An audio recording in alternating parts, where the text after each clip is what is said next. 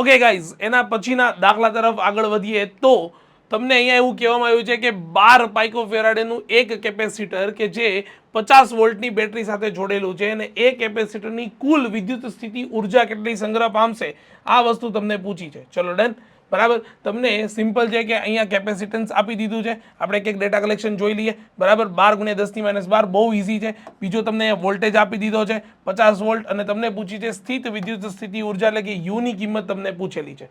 Clear છે? હવે આ આટલી વસ્તુ જો આપી દીધી હોય ને તો આપણને એક વસ્તુ આવડવી જોઈએ, that is u is equal to what, તો કે 1/2 CV². અને બહુ સિમ્પલ છે, 1/2 C ની કિંમત કેટલી મૂકશું, તો કે સર એ મૂકી દઈશું 12 × 10⁻12, બરાબર. અને વી એટલે વોલ્ટેજ કેટલા મૂકશું, તો કે સર એ મૂકી દઈશું 50. અને આટલાનું સાદુરૂપ આપશો તો તમારો જવાબ આવશે અહીંયા 15 × 10⁻9 જૂલ જેટલો આન્સર આવી જશે. ચલો ડન.